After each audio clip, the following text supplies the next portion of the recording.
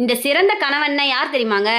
அப்பா, அம்மா, அண்ணன், தம்பி, தங்கச்சி, அக்கா இப்படி எல்லாத்தையுமே மதிப்பாங்க.